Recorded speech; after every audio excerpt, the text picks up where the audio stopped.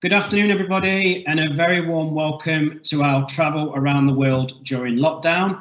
My name is Mark from Swords Travel in Wimbledon. I'm one of the owners of the business, and over the next 4 weeks, we're looking to try and inspire you on different destinations that you can travel to while you can't travel anywhere during lockdown. Today, we're going to start with one of our favourite destinations, which is South America. And as you know, we only work with the best when it comes to our partners. So today we're joined by Latin Roots, who are a specialist when it comes to South America. And one of our experts has joined us from Latin Roots today to give you all the information and everything you need to know about South America. So without further ado, I'm going to hand you over to Gaynor.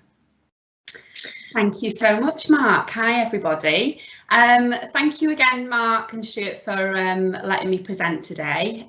Hopefully everyone will find this really interesting and hopefully inspired, and you'll want to go to South America after I've talked about what I need to talk about. So first of all, I'm just going to tell you a little bit about who we are. We've been operating for about 9 years, and in that time we've grown to become one of the leading UK tour operators specialising in just Latin America. We're award winning, which we're very proud of. Our Trustpilot reviews are great, speak volumes, so do have a look at those. It's a very niche area, so with that we have an expert team. So what you'll find is that our team of people that the guys at Swords Travel will talk to on your behalf are true experts. They've travelled extensively around the continent and they're very, very passionate about talking about South America and being able to sell it to you guys. So what we actually do, we have 2 brochures. The main brochure is our truly individual holidays brochure, and we basically tailor our trips to your exact requirements. So we will book your flights, we'll do accommodation, usually from 3-star up to 5-star luxury. We'll book all your daily excursions, so walking tours of cities, restaurant reservations, anything like that. All your transfers, car hire if it's required, and permits for certain places within South America. For example, Machu Picchu you would need a permit for, and much, much more. The second brochure is our small group escorted tours, which we actually launched last year. So this year should have been the first year that we did our programme, and unfortunately because COVID hit, that wasn't able to go ahead. So we are very happy to relaunch that this month actually, for 21 and 22. So I'll go through a little bit about that later on. So just moving around to the best time to go to South America. So on the right hand side here, hopefully you'll be able to see the map. It's a huge continent. The green line running across the country, the continent there, is the equator. Everything that sits on that equator and above is great for any time of the year to travel. South of that is the opposite season to us, so our summer is their winter. However, there is an exception to that rule, which is Peru, and the best time to go to Peru is between May and September, and that's purely because of the climate zones. We've got 3 different climate zones in Peru, with kind of real great variations in altitude as well. So just bear that in mind if you are planning a trip to Peru going forward. Yes. There we go. Costa Rica, sorry, as well, I forgot to mention Costa Rica. That's a tropical climate, so very similar to the Caribbean. The dry season's December to April, and you'll find that it's a little bit rainy September and October. How do we get you there? We fly you, and there are direct flights from Heathrow to most of the South American cities. Gatwick flights go to Lima in Peru and San Jose in Costa Rica. There are no direct flights to Bolivia or Ecuador. Some of the airlines that we use are listed on this this screen here. However, you know, if people don't like to go through Heathrow, we can take you out through Europe with the likes of Air France, Iberia and KLM. How to get around when you're out in the country. So on arrival, you will be met by our team out there and have a private car to your hotel. If you don't want a private car, we can do share transfers, so they will be sort of small minibuses, maximum of about 10 people, but again there still will be a guide with you. To get around the continent and the countries, obviously you've seen how big it is. the best way to do that is to do domestic flights within the countries, and we have a great connection with the likes of someone like LATAM, for example, but there are other airlines that we do feature. Just going back to the actual map of the continent just here, just to put into perspective how big this continent is, if you were to fly from the north here, where Colombia is, down to the south of Argentina, if there was a flight, that would take 12 hours. So that just puts into perspective how big it is, hence why we suggest that you would fly within these countries. Just going back to how to get around, there are other options as well. So within some of the countries, you can do tourist trains. So there's no train network out in South America. It's a huge place. So unlike America, which has the Amtrak system, there is no sort of main train network. There are the tourist trains, which are located in Peru and Ecuador. I'm going to talk a little bit about those further on. Another option that you can get around is self-drive. So car hire is a great option in certain places.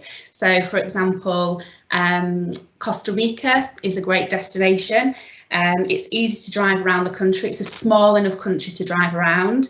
We actually do a 13-day itinerary that takes in San Jose, which is the capital that you fly into, Arenal, the volcano area, Monteverde, which is the cloud forest, and then ending on the beach. And that's a great self-drive option. Or somewhere like Patagonia and Chile, so the Lake District in Patagonia, there's a route that runs from the Lake District down to the top end of Patagonia. It's about 770 miles. It's called the Austral Highway. It goes from a place called Puerto Montt down to a place called Villa O'Higgins, which is the north of Patagonia. And it takes you through in the north, really deep forests, beautiful scenery, up into the fantastic mountain ranges, spectacular scenery, and the roads are really, really quiet. This is rush hour here, just up on the left. So some great self-drive options. And then just to give you an idea of some of the itineraries that we do actually do, we've just introduced some new itineraries, and this is one of them. So highlights of Costa Rica tour. This is from $1,399 per person for a 12-day holiday to Costa Rica. International flights are not included in that, but you can get international flights to Costa Rica from about £500 upwards. This will take 12 days and take in Arenal, where you'll do sort of fun activities like zip wiring if you want to. You can do nature walks. It takes in a boat trip and a walking tour of the Tortuguera National Park, which is very famous for turtles. And you also get the opportunity to do a walking tour around the Monteverde cloud forest. A second itinerary, just to give you an example, is our Peru Explorer, Land of the Incas. And this is a 13-day itinerary from $1,999. And this itinerary gives you the opportunity to do the train journey, which takes you from Lake Titicaca, which is the highest navigable lake in the world, amazing to see, through to Cusco, which is the gateway city to Machu Picchu. You get to spend a full day on the lake to start with, obviously, before you do that train journey. You also get city tours included in Lima, which is the capital of Peru, Arequipa and Cusco. It includes a trip to Machu Picchu, and you also get to see the condors at Condor Point, which is accessible from the city of Arequipa. And the last one that I'm just going to highlight here is our highlights of Patagonia. Very dramatic scenery in Patagonia. I was there last year. This is a 10-day trip from £2,499, and this basically gives you the experience of both Argentina and Chile, which Patagonia covers. It gives you a full-day tour of the Torres del Paine National Park with amazing scenery. You get to see a tango show in Buenos Aires. You get a half-day city tour of Santiago, which is the capital of Chile, and you also get to experience this amazing glacier that's pictured here, which is the Perito Morena Glacier in Argentina. So those are just a few examples of some of the itineraries. We do many, many more, which the guys at Swords will be able to help you with. So just a little bit of extra information. There's no visa required for British passport holders. And as you saw before, the continent is huge. The time difference does vary from the east, where you could be 3 hours behind, or the west coast, where you would be about 7 hours behind. English is spoken heavily throughout the continent. Just a reminder that Brazil is Portuguese. It's the only Portuguese-speaking South American country, and the rest are all Spanish. But the guides do speak the local languages. All the times that I've been, we've never had an issue. But obviously, if you do speak those languages, then it's a great help. And then just to give you an idea of how much it is to dine out. So I've done here a quick comparison versus a UK meal equivalent to about £25. So Ecuador and Costa Rica is a little bit more on the sort of similar price to the UK prices, and that's because it's the dollar. Brazil, Chile and Argentina, you can eat out as little as £15. Peru and Colombia, 10, and Bolivia is the cheapest at £8. Just to give you an example, I had a 3-course meal in the fabulous city of Cusco. We had wine, we had starters, main and dessert, and it came to about £16. So really, really reasonable to eat out in South America. So I'm now going to just go on to talking about what the continent has to offer. So first of all, we're going to start with some bucket list destinations, and I'm sure some of you have these on your lists. So we have Iguazu Falls just up here on the left, which is on the border of Brazil and Argentina. Well, it covers Brazil and Argentina. We have Machu Picchu in Peru, Easter Island, and then the Galapagos. So starting with Iguazu Falls, normally you would fly from Rio or Buenos Aires on a trip. You'd spend 1 or 2 nights at Iguazu Falls. The flight from Rio takes about 2 hours, 20 minutes, and the flight from Buenos Aires about 2 hours. It's a protected national park area, and a lot of people think it's just one waterfall, but it's actually 275 separate cascades. It sits at sort of roughly about 263 feet. It's absolutely amazing. So as I said, it sits on the border of Brazil and Argentina. It runs across about 1.5 miles. There's walkways on both sides of the falls with absolutely stunning scenery. You've got the jungle there. You get to see lots of different wildlife, see things like toucans, parrots. There's over 400 different types of species of birds, giant anteaters, howler monkeys. If you're really lucky, you could see jaguar. So there's lots of different things to see. Just a little note there that the falls are at their fullest from January to March. I went in June and it was amazing. It was just fantastic to see. Just talking about sort of where to stay, there's quite a few different options actually. You can stay in the rainforest, which is on the side of the sort of the Argentinian side. You can also stay on the Brazilian side. There's a famous hotel there called the Balmain das Cataratas that literally sits just across the road from the falls, and the view is just amazing. Or you can stay in Puerto Iguazu town in Argentina. Usually they're sort of more of a good value, sort of 3-star hotels, but all are fantastic. I actually stayed in the rainforest when I went. So this is just to show you the actual park itself. So I said sort of before about all these different walkways. So all these colours here are all the walkways that you get to sort of spend the day. The main thing you would do, 1 or 2 nights here, you'd spend a full day on the Argentinian side, which is this big side here, spending time walking through the circuits and just enjoying the scenery. And it leads you sort of down this main path, if you can see my mouse here working, to this place up here, which is the main surge of water, and this is called the Devil's Throat.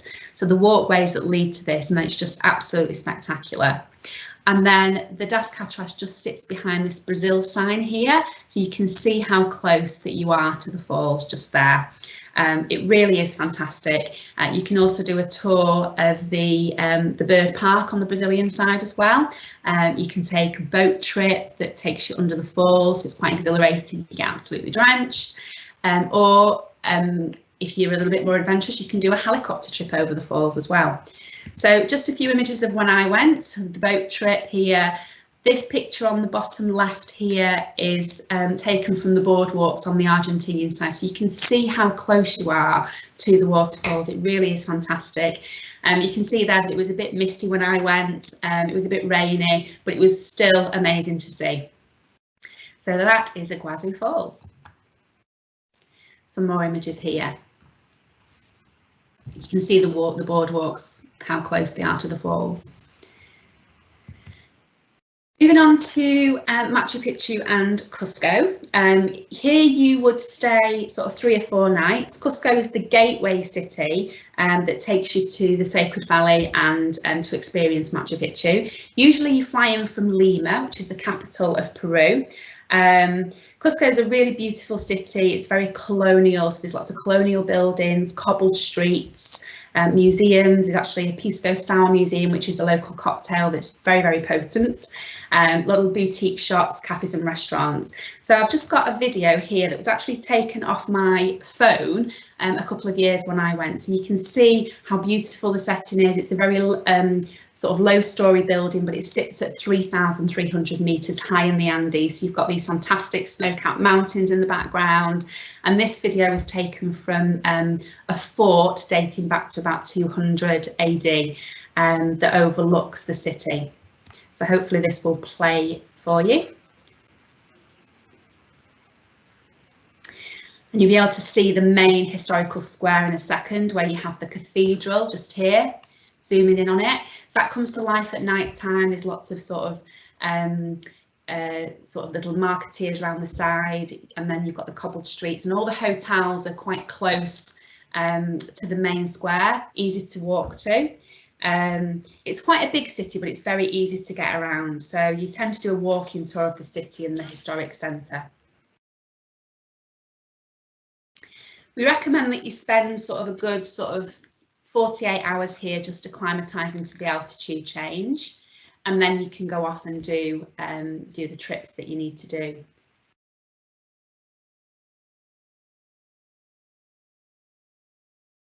So there we go. So the trips that you would usually do from Cusco, you would, the main reason people go is to see the fabulous citadel of Machu Picchu, but also people go and do the Inca Trail as well, which is a famous walk. So the way I did it, we did a train. We actually went for the day. And it was from Cusco, which, like I said before here, just sits at 3,300 meters. We hopped on this fantastic train. There's different options that you can do, different standards. So we have a company called Peru Rail, Inca Rail, and then you have the famous Balmond train, which is the Hiram Bingham. And Hiram Bingham is the chap that discovered Machu Picchu back in 1911. That's a really luxurious train. I did Inca Rail first class, which was really beautiful, very comfortable, 3.5-hour journey from Cusco right the way through the Sacred Valley, through all these beautiful old ancient Incan villages, fantastic scenery, which takes you down to Machu Picchu, or Aguas Calientes, which is the town. When I say down, Machu Picchu actually sits at 2,400 meters, so it's a lot lower than Cusco. So if anyone is a little bit concerned about altitude, we can actually book you to stay within the Sacred Valley area that does sit lower, so you don't feel the altitude as much. So arriving into Aguas Calientes, it's a beautiful little town. I'll show you a picture in a second. You've got the Urubamba River running through it with all these bridges across. You've got hotels, cafes, restaurants, and these fantastic little markets. You would then take a 20-minute bus ride up this very steep single track road that brings you out to the gates of Machu Picchu, the citadel, and then you do some walking up and you spend about 3 hours up at the citadel, which I will show you some pictures in a second. So that's the train, the day option. The other option is that you can actually go and spend a couple of nights or one extra night at Aguas Calientes. In that way you would get 2 opportunities to visit the site, because obviously going for the day you only get one. The trek normally takes about 4 days, and that does include a little bit of camping, so a little bit more for the adventurous. I didn't do it, but I'd love to go back and do it again. It takes about, well, it's 26 miles, so you do sort of 5 or 6 miles a day, and like I said, you camp on it as well. It takes you really high up into the mountains along Incan paths, high into the Andes, and the main highlight is you would come out at sunrise over the citadel. So that's a real highlight of that trek. We do offer other treks as well, so there's a little bit it's quite very well. A lot of detail goes into the tracks. There's different things. So you know, if you're more into scenery, we can do a lodge track to track, which is a little bit more luxurious. So there's lots of different options which we can help with on anyone who's interested in doing some walking. Here we have Aguas Calientes just on the right hand side. This was taken from my phone. So really pretty village, beautiful scenery, and then the middle picture here is just from the train journey that we took, and then this is just to give you an example of the train. There we have it, proof that I've been. It's a fantastic experience, it really is. Like I said, the citadel was discovered in 1911 by Hiram Bingham, and he came through the sun gate, the one path that brought you in at the top and overlooks it. It's all overgrown, and him and his team, you know, cleared it all out. It's literally, it's so steep on either side, it's just crazy. It really makes you wonder how they made it, but it's a series of walkways and temples and storage houses. So it's fantastic. It really is spectacular to see. And then for anyone who is super adventurous, if you are into a little bit of adrenaline, this mountain here behind the citadel is called Huayna Picchu. And if anyone wants to Google the staircase of death, you'll understand why I didn't actually do that trek. It's a crazy trek with these very steep steps that just hang out of the walls with sheer drops, and you can actually book to do that trek. So if we've got some adrenaline junkies out there, that's definitely one to add to your list to do. So moving on to Easter Island. So Easter Island is owned by Chile. It's quite a small island. It's 30 kilometres by 22. It's got about 111 volcanoes. One of the main sort of famous ones is this one here at the bottom, which is Orongo. But Easter Island is famous for all these Maui head statues, which you can just see on the map, just dotted all the way around the coastline. And it's all about sort of learning about the ancient traditions and cultures of the Rapa Nui people that used to live there. There's lots of ceremonial grounds. It's an absolutely fantastic experience. As I said, it belongs to Chile, so you take a 5.5-hour flight from Santiago out into the Pacific Ocean over here. The next island across is Tahiti, so it just shows you how remote it is. And yeah, you probably spend about 4 nights here on a side trip from Chile, but definitely worth doing it if you are considering Chile. So just to show you a little bit of what it looks like, it's a Polynesian island, but it doesn't, it's not like your Bora Boras or your Cook Islands with the white sandy beaches. It's very volcanic. Up to 70 years ago, they didn't have any trees on the island, so it's not like that tropical that tropical vision that you have in your head of a South Pacific island. As you're driving through the island, it feels very much like moorland, so a little bit like the South Downs or the New Forest parts of that area as well, where there's horses and cows roaming free. But the island itself, it's all about these ceremonial grounds, all about learning about the tribes, how they made the heads, why they made them. You know, they're over sort of 2,000 years old. There's a lot of mystery around how they move the statues as well, which is from one side of the island, a quarry, to all these different places around the edge of the island. So it's just fantastic. This is one of the big statues you may have seen in brochures. There's 15 of them, and you can just see how big they are here on these images. This middle guy here is about 87 tons, so just to put into perspective how big and how heavy they are. They reckon there was about 15 to 20 people that worked on them up at the quarry, which is this area here, where you'll see all the heads sort of sticking out of the ground. So what's happened here is that when the work got abandoned, the heads that hadn't been sort of ground, so underneath the soil here and below the ground, there are full stone bodies. It really is amazing, and you can just see on some of the pictures here that some of them are unfinished. This one in the middle here, that should be about 110 tons, they reckoned, and you can just about make out that he's not quite finished. So definitely worth a trip to Easter Island if you're going to Chile. The next bucket list destination is the Galapagos Islands. Here you would go for sort of 5 days or 8 days. 14 volcanic islands visited by Charles Darwin back in 1835, which apparently inspired his theory of evolution. It's very unique, very special. It's all about the animals and animals that you're not going to see anywhere else in the world. Africa has the big 5, the Galapagos has the big 15. So things like the iguanas, there's like 3 different types of iguanas. There's penguins there. How did penguins get there? It's on the equator. It's crazy. Blue and red-footed boobies. So lots of these different animals that you're not going to see anywhere else in the world. But I am going to come back to the Galapagos later on because we do have a section on wildlife. Some images here of some of the animals.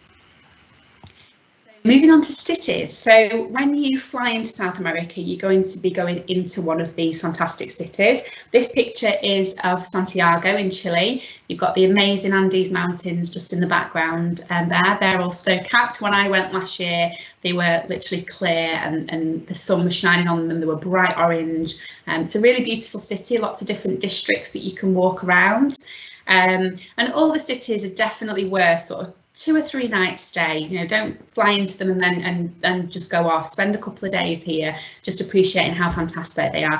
One of my favourite cities is Buenos Aires, which is this top left picture here. This was taken in the main historical square. You've got the government building in the background, which is famous from the film Evita with Madonna and Eva Peron. Obviously, she did her speech from the balcony there. You know, beautiful squares. Fantastic architecture, art galleries, museums, lots of different shopping districts. So just keeping on Buenos Aires, just to give you an example, it is classed as the Paris of South America, and that's because it's got about 17 different districts. So, you know, you might be in this area here, which is the main historical centre, and then 10 minutes away you could be in a place called La Boca, which I'm going to show you a picture of in a minute, which is completely the opposite. It's the opposite end of the spectrum. Cobbled streets, small buildings, very quirky, colourful buildings. It's the old Italian district. It's where the stadium is. So it really is amazing to see all these different districts, and they're very easy to get around, and we can organise tours to get you around these different areas. Just some of these pictures here. So we have the Buenos Aires in the top left. We have Cusco in the middle here with the cathedral. This is a picture of Eva Peron's tomb in Recoleta Cemetery. It's the most amazing cemetery I've ever been to. It's like a city in itself with all these streets and these high sort of, they're like houses, but they're tombs. So you get the opportunity to go and see that. You've got the beautiful city of Cartagena in Colombia with its Spanish feel, its Valencia style balconies. You've also got, this one is La Paz in Bolivia, the highest capital in the world at 4,500 meters, I think it is. They've got a crazy, I can't think of what they're called. They've got the, not go-karts. Oh my gosh, I can't think what they're called. I'm sure you understand what I mean, but they've got a cable car system to get around the city. It's that big. And then you have Lima just here at the bottom, which is a Pacific coastal city, and Lima's got a lot to offer. It's got amazing districts. You've got temples, ancient temples right in the centre of the city. So I talked about La Boca before. You saw that picture of me and my friend in the government, the historical square. This is so different. You know, this is La Boca, the old Italian district. It's where tango was born from. So you could be walking down the street here and you'll have tango dancers outside the bars and restaurants to entice you in. It's really, really quirky, amazing place to be. And then this is Lima, just at the bottom here. Other highlights that you've got in these cities, so the famous Christ Redeemer at Rio is fantastic to see. I've been up there twice. The view is spectacular. You can just see it on this middle picture in the background. You can see how high it is on Corcovado Mountain. This was taken from Sugarloaf with the cable car again up the 2 mountains. You've got the things like the equator museum in Quito, which is in Ecuador, where you can have a foot in either side of the hemisphere, north and south. So lots of different things to see in these cities. You can book a tango show, you can learn to tango, lots of beautiful art markets to walk around, fantastic street art as well, or you can just, you know, sit and relax or book a cookery class. So we can do all sorts in these cities for you. And then not far from the cities, you've got places like this. So the big picture on the left here is the Pampas area, which is about an hour and a half's drive away from Buenos Aires in Argentina. You go from this huge bustling city to this vast open farmland, beautiful estancias. You've got the gaucho cowboys that live there. You can learn about their life, enjoy an Argentinian barbecue, watch the horsemen work with the horses on the working ranches. It's fantastic. Or you've got wine regions as well within easy reach of the cities. So, for example, Santiago. This is an hour's drive away. It's the Central Valley region. We did horse riding through the vineyards. So, you know, lots of things to see and do.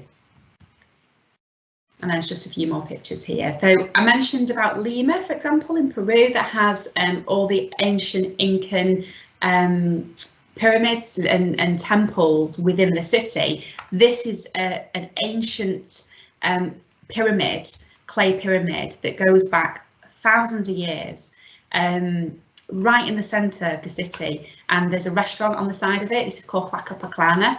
And you can actually enjoy a meal there and look at the pyramid while it's all lit up at night time.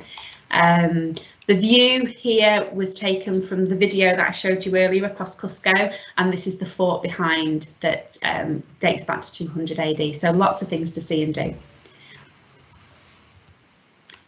Going on to food, the food in South America is amazing. So, you know, be it you meat lover, wine lover, coffee lover, vegetarian, they cater for everybody. So you've got beautiful dishes like ceviche, the most amazing steak that I've ever tasted in Brazil and Argentina. Wine lovers will love whites and reds. From Uruguay across into Argentina and into Chile, some fantastic wine regions there.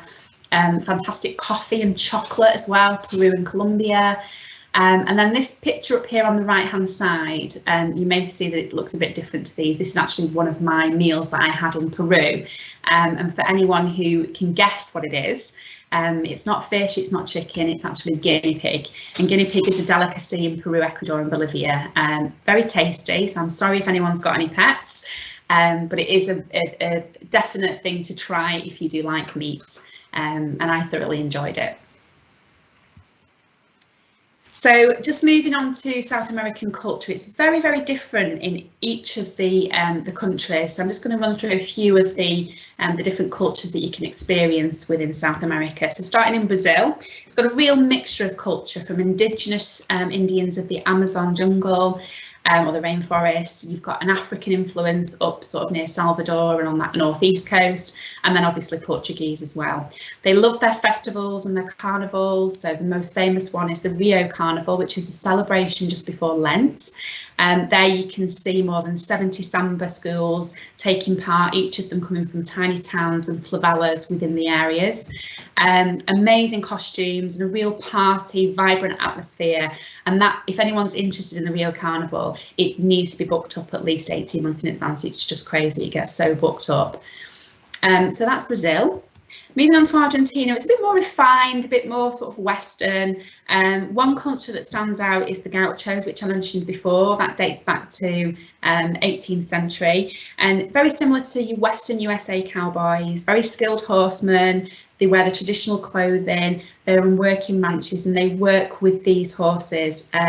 We experienced like a horse whisperer, and the show was absolutely amazing on this estancia where we had a Argentinian barbecue, and they talked to us about how they live their lives, and it's a real great experience. One of my favourites is the Incan Empire, which you're going to find sort of Peru, Bolivia and Ecuador. This dates back to the 12th century. They have their own language in some of the areas called Quechua. They worship the sun god. They have beautiful clothes. They're very proud of their history and their culture. And And this is just a few examples of some of the way that they dress, and they dress like this. You know, these girls will dress like this to school, they'll go shopping. You don't see anyone in sort of jeans and t-shirts and jumpers. This is how they dress there locally. A fact, just a little fun fact, the Incans were the first to cultivate the potato, and in Peru there are over 4,000 different varieties of potato.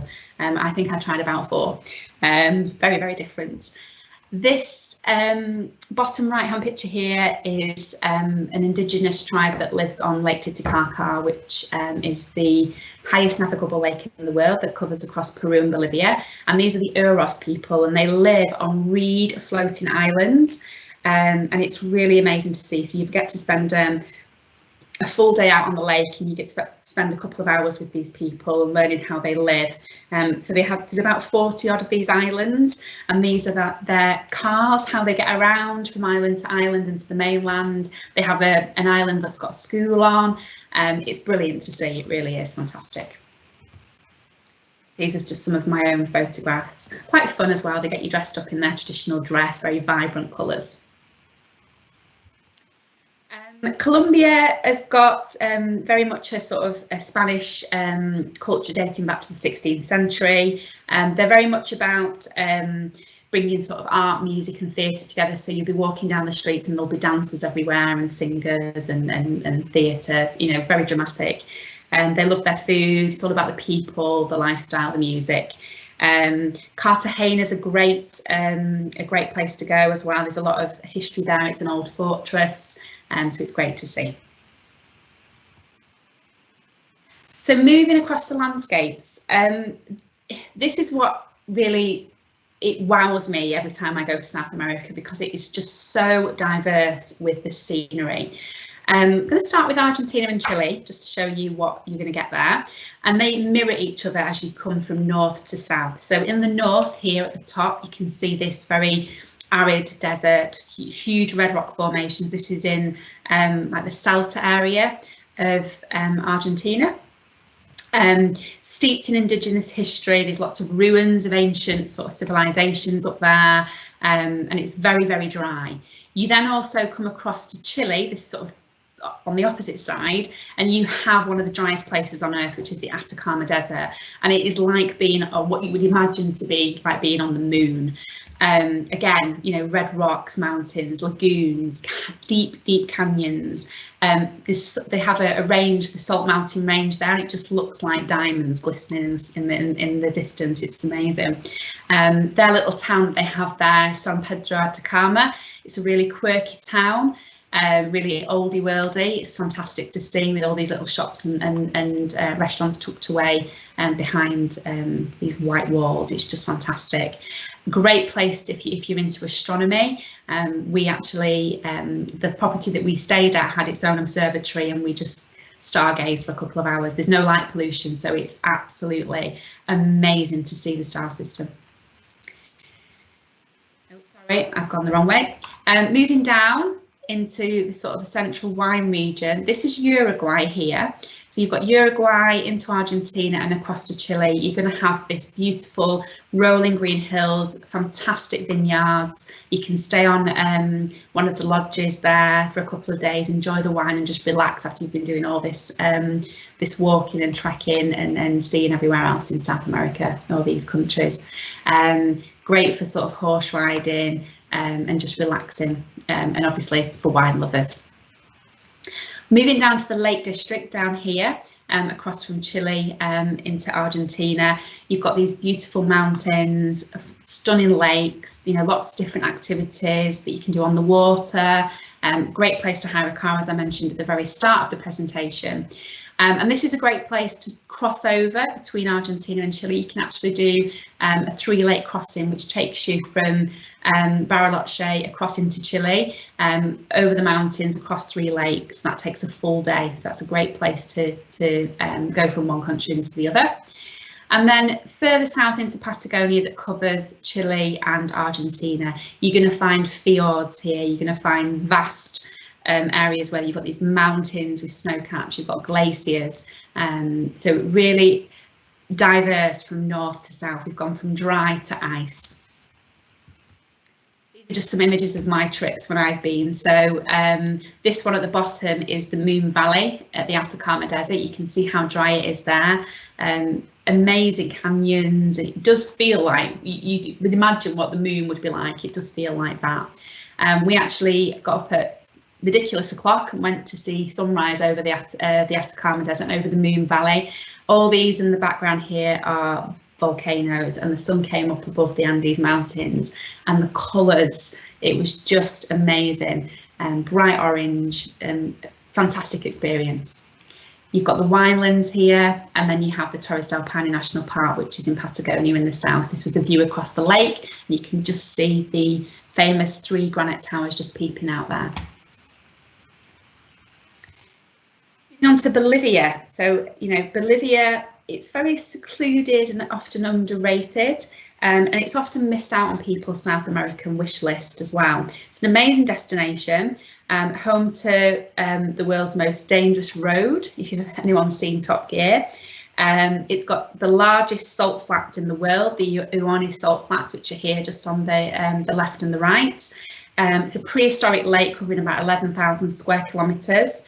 You can visit it. There's a graveyard, a train graveyard on the way as well that you can visit, so it's amazing. And then you've got all these sort of areas that have got all these really unique rock formations as well. So just a few more images. You've also got Lake Titicaca there as well, so you've got the city of Copacabana, which sits on the edge of Lake Titicaca, and you can visit that and go out onto the lake again. This is the most dangerous road in the world. A little bit cockeyed, but I think that's exactly how it is. You can do mountain biking along here as well, apparently. I've not done it. Bolivia, and then moving on to Peru. We've looked a little bit of Peru with Machu Picchu, but this is some of the scenery. This was a photograph that I took on a panoramic. So beautiful mountains. You've got the Colca Canyon area, which has got all these terraces, Incan terraces. You've also got the Amazon, the rainforest as well in Peru, and then you've got the Pacific coast as well. So again, very different sceneries. Ecuador. Ecuador has got obviously, it's the gateway to the Galapagos, but Ecuador itself is a fantastic place to visit. You've got the cloud forest there, which has got over 500 different types of bird species. You've got waterfalls there. You can do canopy walks. You've got the Avenue of the Volcanoes as well, where you can do, there's a journey that you can do through the Avenue of the Volcanoes, which is a Belmont train. A luxury train again, so that's something worth thinking about if you're going to go to Ecuador. You can self-drive this as well, so you know, lots of things to do with the being volcanic area and big hills. It's a lot of activities like hiking, climbing, trekking, mountain biking. And then Colombia. So Colombia is on you've got the Caribbean coast and you've got the Pacific as well. So you've got beautiful Caribbean beaches up there. You've got coffee regions, so you've got these rolling hills with these coffee farms that you can stay on, or coffee plantations. Some of the tallest palm trees in the world are there, so that's great to see. And you can see how the coffee's made and enjoy the sort of the quiet life that there is there. You've also got sort of national park areas along the Caribbean coast. This is Tayrona here at the bottom. Feels very much like the Caribbean when you're there, but it's very remote, very wild. It's all about nature, jungle, sort of meeting ocean. And then you have this area in the top left here, which is called Guatapé. Guatapé is about an hour and a half drive from Medellin, which is the city that Pablo Escobar is famous for. And this is an area that's like man-made lakes, really pretty little villages. And they have this huge rock that looks a little bit like, if anyone's been to Sri Lanka or knows Sri Lanka, Sigiriya Rock, where you've got hundreds of steps to climb to the top and you've got these amazing views. So that's the landscapes, which is very, very different. You've gone from sort of beaches to dry to ice. It's absolutely fantastic. You know, all that travelling. Can you have a beach holiday? Of course you can. So we're going to have a little look at some of the beaches that you can visit. Brazil, we're going to start with, which is the largest of the countries on the continent. It has a huge coastline on that east coast, from the northeast right the way down to Rio and beyond. And these are just some of the beaches. Smaller sort of places that you can go if you don't want anything big, like Copacabana or Ipanema, that are very busy, very bustling. The smaller towns of Buzios or Paraty, which are south of Rio, are fantastic. There's also an island, if anyone saw Race Across the World, they featured an island called Ilha Grande, which is really beautiful as well. There's no cars on there, you have to go across by boat, and that's really, really beautiful as well. So just some of the beaches in Brazil.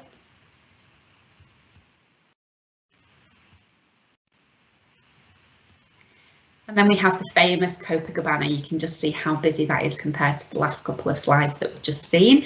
All about just watching the wheel go by, watching all the activities on the beach. There's lots of water sports. There's lots of little bars along the edge of the walkway where you can sit and enjoy a caipirinha and watch the footballers on the beach, or just the waves. Moving on to Colombia, I mentioned before that it has got Caribbean. There's some amazing islands just off the coast of where Cartagena is, called the Rosario Islands, that look a little bit like the Maldives. About 40 minutes by speedboat will take you out to these stunning islands. They're not as luxurious as the Maldives. They're a little bit more sort of rustic, but yeah, beautiful beaches up on the Caribbean coast.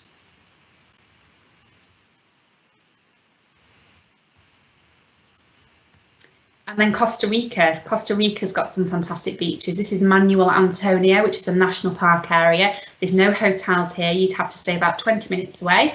And as you walk through the trees, you've got parrots, you've got sloths in the trees just hanging lazily, and you come out to this beach. This beach was voted one of the top 12 beaches in the world a couple of years ago. You can see how beautiful it is. I'm sure we all want to sit there right now with a cocktail. So those are your beaches. And anyone who's into wildlife, the wildlife in South America is just amazing. Again, from north to south, it's so very different. I'm just going to touch on a few things here. So the Amazon, probably not the best place to see wildlife. It's a little bit more condensed with the jungle, but it's all about life on the river or in the jungle. We can do the Amazon for sort of Peru, Colombia, Ecuador, Brazil. You can do jungle trekking, nature walks, night walks where you get to see the nocturnal animals, all about community visits, life on the river, piranha fishing, you can swim with dolphins, preferably not where the piranhas are, kayaking, swimming. So lots of different things to do in the rainforest and on the river. And how you would do that is a jungle lodge, or a river lodge, or a river cruise. And we have lots of different options for these as well, so the guides at Swords Travel can guide you through that if you're interested. Anyone heard of the Pantanal in Brazil? This is the world's largest wetland. It's found south of the Amazon, and it's best for viewing jaguar. The dry season, because obviously it's a wetland, the dry season, so the best time to view them is from June to October, and it has a very much of a safari feel when you stay in the Pantanal. It's very remote, so you stay on these safari lodges, you'd go on a game drive morning and night time, and you'd go and look for the jaguar, but there are plenty of other animals that you can see out there as well.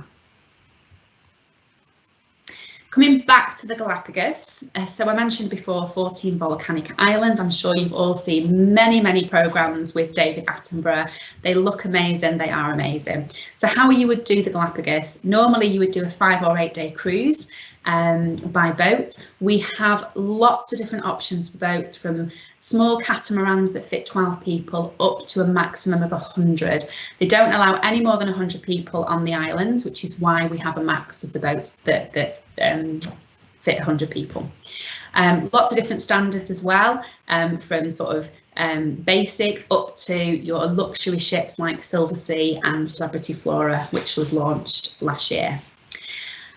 You'd go out, depending on how big the cruise ships are, you would go out maybe a couple of times a day and you'd visit all these different islands that have got all these different animals on. And it's not like a safari where you have to really look for them. These islands are full of these animals. If you're not into cruising, you can actually stay on the islands. There's 3 islands: Isabella, Santa Cruz and San Cristobal. The cruises go from Santa Cruz. You can stay on there. It's actually great because you've got the Charles Darwin Research Centre there, where you can learn about the geography of the islands and all about the conservation programmes. But the hotels range from 3-star up to 5-star luxury. And it's one of those places where you could be sat in the local town on a bench and a sea lion will come and plop next to you. They're not scared. They're just very inquisitive and they're just everywhere, all these animals. Moving on to Costa Rica. So Costa Rica is fantastic for wildlife lovers and photography lovers as well. It's got over 30 national parks, so you can imagine how much wildlife there is. You know, lots of species of birds, monkeys. You also get to see these cute fellas here, which are the sloths. So lots of different things there to do. And how will you know if you'll enjoy South America? If you've done things like Canada, you've done the Rocky Mountaineer, you've done North and South Island in New Zealand, I would always say that you would really enjoy Argentina and Chile, especially Patagonia. You know, so there's lots. This continent has got everything that every other continent's got in one. So I can't just pick out little things. I think once you go and experience it, if anyone has already, you just want the bug to go back and do more. People who love Cambodia, Vietnam, Thailand, India, love the culture, love the markets, love the colours. You know, you're going to love Peru, Ecuador and Bolivia. And then wildlife. So we've just seen the wildlife section there. So anyone who's done Africa, done India, you're going to love Brazil, Costa Rica. But even marine life as well. There's places in the Peninsula of Valdez in Argentina, and there's great places there to go and see whales as well. So who should go? Anybody and everybody. I've just put a few examples here, but you can't point at anybody individually and say you should go. You're the type of person that would go. It would suit anyone. Honeymooners, young couples, older couples, families, anybody.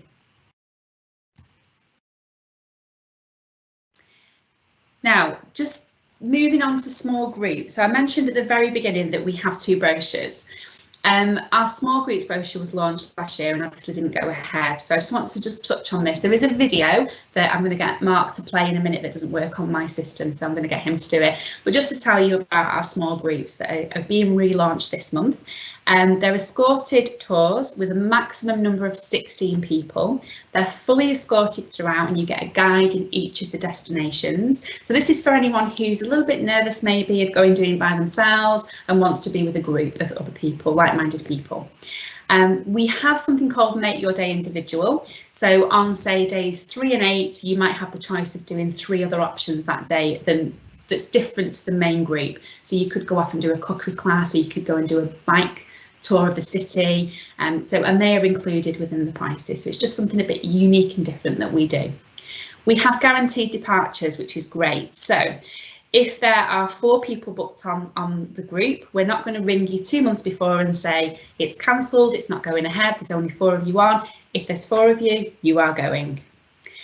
It's adults only. And we use charming hotels, boutique style hotels, so 3- and 4-star properties, our favourite properties within these destinations. So just to give you an idea of some of the itineraries here, Ecuador and Galapagos are included, Costa Rica, Brazil, Argentina, Chile and Peru and Galapagos as well. We have 6 countries, 3 multi-country itineraries. The brochure's not out yet, it is due out at the end of this month, so if anyone wants one, please speak to Mark and Stuart and we can reserve one for you. The 21 departures, fingers crossed, will be starting from February, and the average duration is about 2 weeks.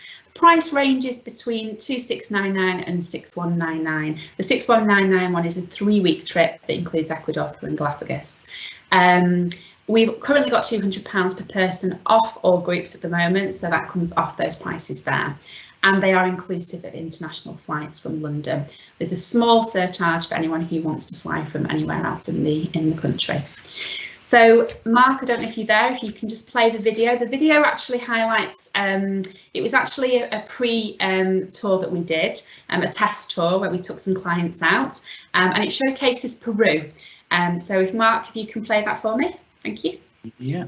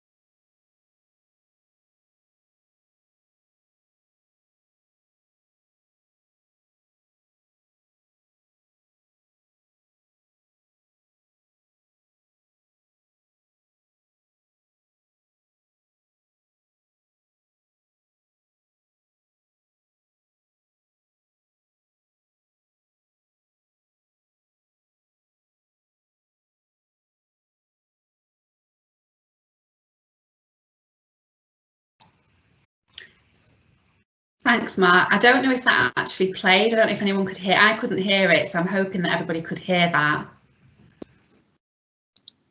Oh, fingers crossed. Hopefully it should go on. I could hear it my side, but I don't know if you could hear it on the other side. I'm just finding out. Yeah, Stuart's just nodding to me because he was watching the presentation to say yes, he could hear it, so that's fine. Okay, cool. That's good. That's good. Thank you. I've just got one slide left. Brilliant. Will you just share your content with me again, please, Gaynor, and I can put you back on? Perfect. Thank you. No worries. So, just moving on to thinking about booking. So I know a lot of people are maybe not in the position at the moment to book their holiday. They feel a little bit nervous, but we have got a lot of people that are booking with us. So for that reason, we have introduced some flexible booking conditions, and we have a relax and book policy. This is valid for all bookings up until the 30th of November. However, I think it will be extended beyond that. So hopefully this will give you a little bit of peace of mind and still a little bit of confidence if you are wanting to book something. So we do things like waiver amendment fees, cancellation fees if we have to cancel your holiday, and then obviously the FCO advice as well. If that changes, we enable you to have your money back as well. So we have got full details of that, which we can send to Mark and Stuart and the team there. And then just a little thank you to us for anyone who does want to book a trip or inquire about a trip and go ahead with it. If you book a holiday with Swords Travel by the 30th of November this year, we will give you an extra £100 off your holiday. We're also going to throw in as well a case of South American wine, which we all need wine in our lives at the moment. So we hope that that will be a little thank you to anyone who does decide to book. And that is me. Thank you very much. Brilliant. Thank you so much, Gaynor. What an amazing presentation, and everywhere you've just showed looks amazing. I think you could spend 2-3 months there and still not get to see everything. So You've definitely sold it to me. It looks unreal, and thank you so much for spending the time presenting to us today.